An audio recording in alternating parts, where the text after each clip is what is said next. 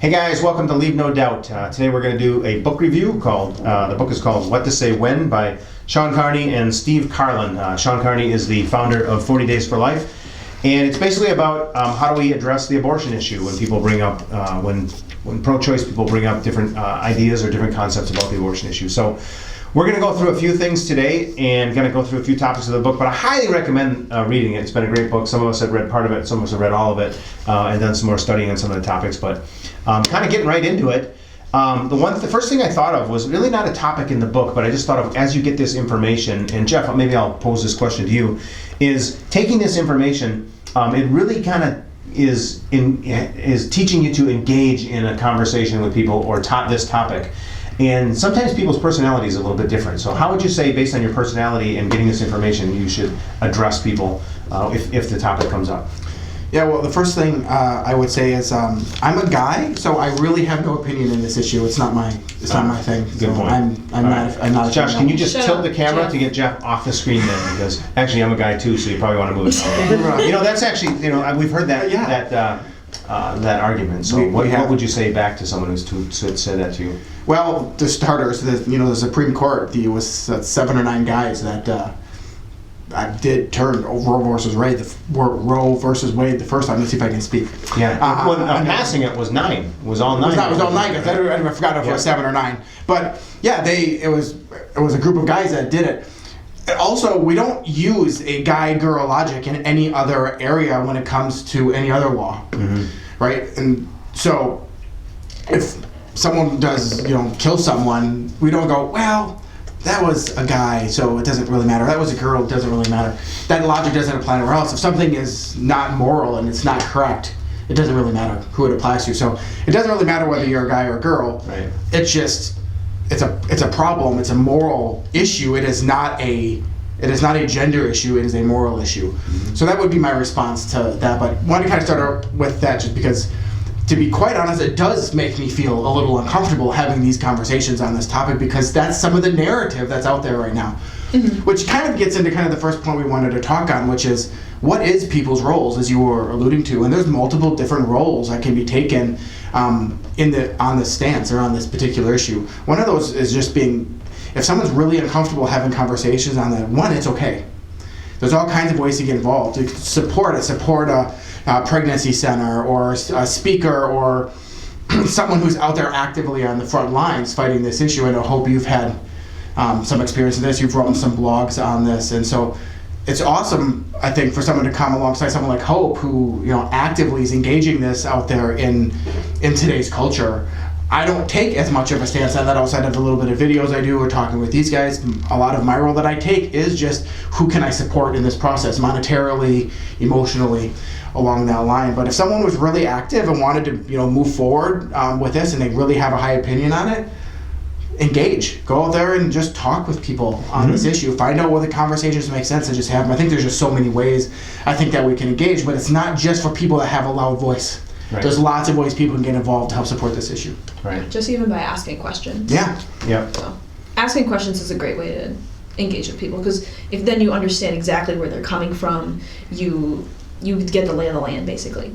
You instead of just assuming what they think. Yeah, you start to understand, their viewpoint, and they feel listened to, and so it opens them up. Yeah. I was going to ask you, Jeff, what do you think about when people say, or in you too, I guess, being able to have an abortion puts women on this equal level with men because otherwise they aren't on equal level? I don't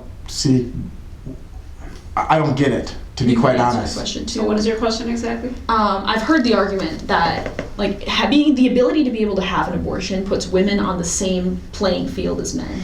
Actually, I don't think it does, because if you give the guy involved in the pregnancy, you're giving him the out, right? So for the lady that's going to go have the abortion because they don't think the man is going to be involved in the child's life, it actually, in that scenario, it doesn't elevate the woman to some higher level of equality. It actually just gives the guy in the equation the out, which I think is completely and totally it's wrong. It's actually flipping the scales. And the interesting thing about that, Jeff, that ties into your little quip in the beginning about I'm a man, why should I have an opinion on this?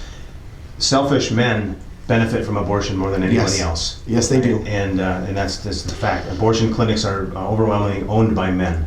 The Supreme Court justice created the law in the first place. Most abortion doctors are men, right? So if you want to say that men don't have a say in it, that's completely a big fallacy. So, and I think to your point, Hope, when you were asking about it puts women on the same level, I assume what they're saying is now because a woman would be burdened with the pregnancy, they don't have the same opportunities as a man. Is that the argument? Yeah, like they would need to be able to have on the same playing field level, but in reality they actually have a right that men don't have. Right. They have the right to kill their children. Right. They have that right now, like in some states right now. Yep. And men don't have that right in Right. any capacity whatsoever. They're not allowed to do that, which I don't think they should be allowed to do Right. that. But basically, if you take away the right to abortion, I'm putting it in air quotes, but for the podcast listeners, Right. but that's just, it's giving them a right that they shouldn't have had in the first place. Yep. That you shouldn't have the right to destroy somebody else's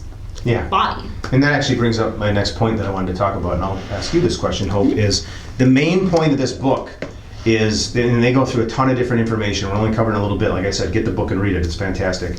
But one of the main points they talk about is when does life begin? And that whole topic, so how do you handle that when you're talking about, is it okay at some point when that baby is conceived, is it okay at some point to kill that baby, right? So, Or is it even a baby? Is it okay? or is it, right? Is it a baby? Is it a clump of cells? Is it, just is it a person? Is it a baby? Is it a human? When does that happen? I like a lot of the arguments I'm seeing right now are saying, well, it doesn't matter when life begins, and all the only thing that matters right now is personal choice. Like that's what we're arguing right now, is personal liberty, personal choice. Like it doesn't matter when life begins, but it does. So- because like if it is a life, then it's not okay. Like, is it ever okay to take an innocent life? No. Right. Like, Yep. so is it a life? Yes or no? Like that is the question. It's not a red herring question by the pro-life movement. It's a legit question that needs to be answered. Yep, you're exactly right. I heard a comedian. I heard a little clip from a comedian on Not the Bee today, and not that he's a clean comedian, but he made an interesting comment or joke where he was basically saying, he basically was making the argument that he doesn't agree with abortion, basically, even though he's proud. Is this the cake guy? Yeah, so he basically is like, okay, so if I made a cake, I made the batter and I put it in the oven and it's cooking, but it's not done yet, and someone came by and said, what do you have in there? So I have a cake. So that's not a cake. And they went in there and opened the door and took it out and threw it on the floor. They'll be like, that's not a cake. Well, it was going to be. Now he used much more colorful language, but his point was it was going to be if you let it finish. And He blew it though. He should have been trying to cook some buns. like a bun in the oven. Yeah. Oh, there you go. That would have been better. Yeah. Yeah. So Hope, back to this question of, and that you hit the main topic of the book, is that when is it life, right? And it's life begins at conception. That's not even something that's up for debate. I mean, science has proved that, right? In any like high school textbook will Right. tell you that. And Exactly. every time I try to have this conversation and talk about that point with anybody online or in person, they deviate from that point. Right. And if Because- life begins at conception, that's an innocent life in that mom, in that womb, Yeah. right? So when is it okay to take an innocent life? Never. Right. Should be never. And you talk about, the argument goes to personal choice. And so you do not have the personal choice to murder somebody. I do not. Right? And I do not have the if personal you, choice to drive on the wrong side of the road. Right. Right. And any sane person, if I asked you, would you like to live or die? What would you say? I would very much like Heidi, to would you like live. to live or die? Eric, would you like to Live live or would be die? Right? I could go around the room and ask everybody in here. Most sane people are going to say, I would like to live. So if that baby actually could answer that question, I'm sure they would say they would like to live, right? What if they grew up in foster care though? Yeah, well, there's always potential of a Because tough, that foster tough care life, right? system So- is really bad sometimes. Yeah, well, you had to grow up with Sam. Right? So- I still say, like, whenever people say that, it's like, well, would you rather them have a somewhat difficult life or dead? Right, Like, Right. at least they're not dead. right. And At least, so maybe they're better off. Like, oh, they're better off dead. It's like, well, you are not the person that gets to decide that. right. You shouldn't be Yep. the person that gets to Exactly so. decide that. But Hope, they're not when it's they're dependent on the mother, right? They're not viable if you took it away from the mother. It's not viable. The mother has to be there. They don't have the ability to have an advanced thought, right? At that point, I mean, what's the big deal, right? In that case, what would you say to somebody who's talking about that? Yeah, the problem with viability is that, like, if you're in a coma or something, or if you're unconscious, then you're not. I don't know. Like if you're on life support, you need it to survive. Mm-hmm. You need it to live, so you're dependent upon it. That doesn't Yeah. make you okay to kill. I think Right. that we get a slippery slope there too. I mean, you can Yeah. say a quadriplegic, well, their quality of Exactly. life is not that great, and you might get this slippery slope of in the society of where is Where we life can valuable stop. and Yeah. what makes a person valuable. Is it their physical characteristics or is it because they're a human being? Well, people always balk at the Nazi comparison, but that's exactly how every thought process of these dictators goes down, as they start ranking value in people's lives. And I was going to say back with the viability thing too. I mean, Jeff's not viable naked on the North Pole, right? Nope, Not he's for not. very long. Nope. I mean, stuff gets Very frostbite true. pretty quick.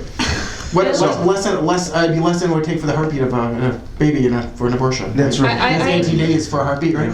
Yeah, Yeah. exactly. So. I've heard too, like if it can't feel pain, then it's okay.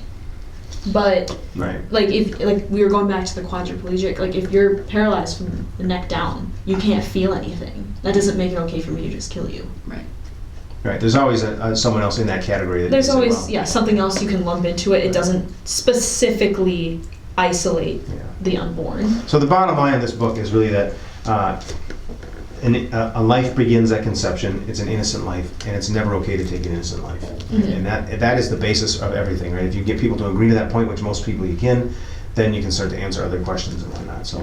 So Heidi, I'm going to ask you a question that people talk about, and this used to be one of the taglines of the abortion industry. It should be safe, legal, and rare. And let's talk about the rare thing. Like people are like, a lot of times people are like, yeah, if it was just rare, like maybe in the early terms of the pregnancy, because people don't recognize that it's a baby because it looks like a little embryo and that kind of stuff, or maybe in the case of rape or incest or something like that, or just I would never do it, but I'm not going to impose my will on somebody. What would you say to somebody that kind of had that opinion? Well, I think it comes back to what you said. We just talked about is the baby an innocent life, and when did that start? Because none of those, like you talk about rape and incest. I've read a lot of things, watched a lot of videos and interviews, and it never makes it better.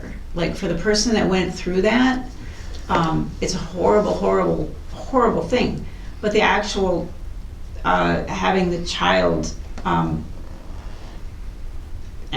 kill the unborn child because of that never fixes the problem for the person who went through that. I've actually heard a lot of stories where people were raped and then they had the baby, and then they said, I'm so glad that I have this child, and actually it was a healing process for them to have the child. Yeah, and then if you heap an abortion upon rape, that makes it that much worse. It magnifies the problem. There's a story in the book about a speaker who had an abortion because they were raped, and they regret it. And they talk about that they now remember the date of the rape is an anniversary that they have to live through, and the date of their abortion they have to live through. So it does make it harder on people. So and again, if those are tough cases, right? And a lot of times people talk about, oh, it's a small percentage, but who cares? And it is very right? small, but It is very still. small, but it doesn't matter because it's still an innocent life, right? And the way you got conceived does not determine your value. That's another big topic they talk about. It does not determine your value. It wasn't your fault. It's not anything you had control over. Right, exactly. So, excellent. So, all right. Next question is I'm going to talk a little bit about when people talk about, and this is big in the pro-choice industry, is my body, my choice, right? Why are you going to put laws that control my body, right? So, Hope, I don't know if you've done a ton of research, so everybody can kind of throw in their little bit 2 cents here, but what would you say to that? Short answer is it's not your body, so it's not your choice. But that's that's why people are saying now, like, men should be forced to have vasectomies to make it equal, so there's bans on both of our bodies, and then it's equal. And it's like, well, we're not putting a ban on your body. You can go, I don't agree with this, but I don't care. Go do whatever you want. But I'm gonna just insert one little thing here, because you said something about how abortion basically gives a lot of men just like a free Free ticket, ride, right? yeah. Yep. So I heard a statistic that I can't remember the exact numbers, but the amount of vasectomies scheduled after Roe v. Wade was overturned skyrocketed. really, Yes. Because men are going to start to be held accountable. yep. Yeah. Right? I think that, child support starts when the baby's born, right? It should You mean really, conceived? or it should really start when it's conceived. Yes. Yes. It doesn't though. Right. No, it should, because that would make. Mhm. I hear a lot of people now too. Like, well, now I'm just not gonna go and hook up with people anymore. Take that. Good. And I'm not gonna. And I'm not gonna. Like, they're like, hookup culture is dead. Hope you're happy now. I'm like, Okay. yes. That's not- Actually, That's a good idea. I don't think it's. I don't think solve it's a lot good of other thing. problems too. Yeah. There's a much higher risk of like STDs and a lot of other Yeah. complications and problems, right. and a lot Emotional of like issues, emotional yeah. problems and depression and all these things. Yeah. So it's actually a lot better to not just randomly hook up. So with you're people. saying it's not really your body. It isn't your body. It has different DNA. It has maybe even a different blood type. It has its eye color and its hair color, and Mhm. like every single bit of the baby has already been determined from the instant it's fertilized, and it is a different person. Right. It's not like an attachment of the mother. It's not a different species from the mother. It's Not a parasite. it's not a parasite. And just because it can't survive without the mother doesn't mean you should Well- kill it. Infants can't survive without the mother either. Right. Let's see, we could also take that to elderly or, Well, Terry, I mean, tons of things. You pointed out earlier, college students sometimes can't Right. exist with. Exactly. What would Sam And they, do? as they quote in the book, there's a lot of questionable college kids, right? So, but what about women's health care, women's reproductive rights, Jeff? Are we stealing that by overturning the Roe v. Wade thing? Are we It's- taking that away? I mean, it's not really healthcare to begin with, in my opinion, or even what the research is showing, right? In healthcare, we're trying to fix something or improve life in healthcare. If I Aren't you have, improving the woman's life though? let me finish my point and let's come back to that. Okay. So, now I lost my point. Thank you, Hope. See? Well, now you can I go know. on my But point. so, it is, yes, it's all the woman's fault. No, very much kidding.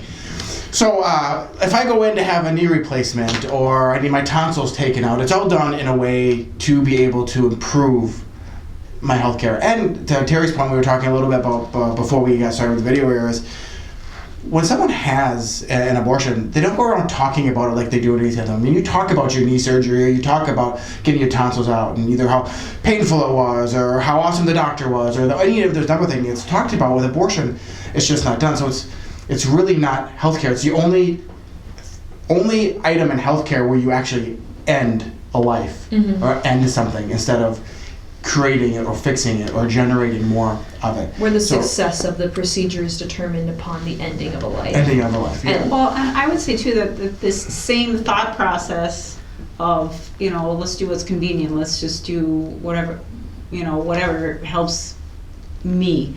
That there's also on the other end of life in euthanasia, they use some of the same arguments. Yep. And like, well, what's the quality of life here, da da da da. And I'd lump that into the same. Well, and then, so kind of where Hope was going, who defines that quality, Right, exactly. right? So, you're taking on a very dangerous position at that point. Right. yes, right? Yes, I mean, and it could, who defines does that, we'll get to Yeah, that slippery slope again. absolutely. Yeah. But you started the question, do you want to repeat it? And I think we should go over that one because I think it's an important one. What did I ask? I was trying to remember your exact question, but it's something on the lines that doesn't support. Isn't like What about the woman's- it's what about the healthcare woman's? because it helps me. It helps my quality of life. It helps me so I can finish school. So I don't have as much of a financial burden. So You're wrong. you're mansplaining to me. Yes. now? Well, I'll be honest. This Because is some of the statistics that people share is that it's actually an abortion is safer than giving birth. Right. And, yeah. So a lot of those statistics are skewed. A lot of them are made up. A lot of them are from, they take you pretty much can take statistics and make them say anything you want them to say, right?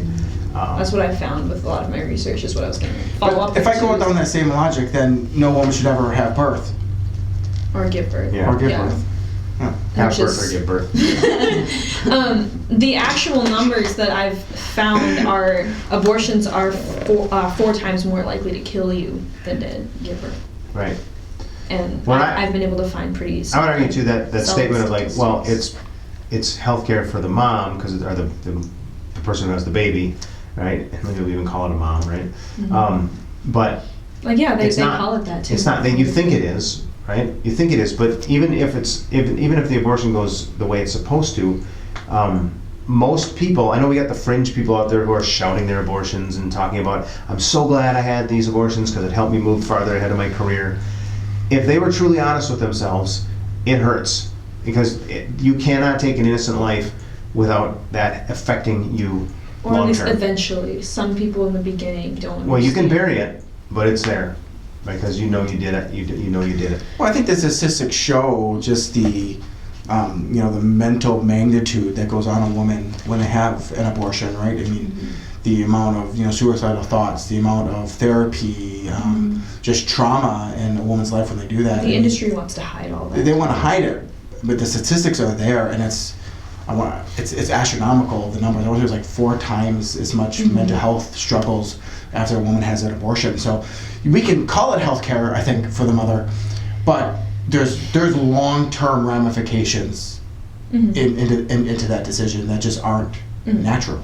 Right. And if you want to learn more about the statistics and the studies, Live Action does a lot of. Yeah, Live Action, They do a yes. ton of investigative Lila Rose. reporting, and they have very good statistic-backed articles. And they talk to a lot of former abortion workers and clinic directors, and people that were in the industry or just doctors and former abortion doctors and whatnot. So I think the book goes into Very, some of very that good. too, Yeah. right? I mean, the book is very good, but Live Action has been great too for just videos and yes, snippets. absolutely. And investigations into Planned Parenthood, and I think we should finish up by saying that if you've had an abortion or if you've been part of that or if you are somebody who's pregnant and scared and don't know what to do, that none of this in this video was meant to well, shame on you, how dare you, none of this at all. And if anybody needed help at all, they can definitely always reach out to us, and we'll do everything we can.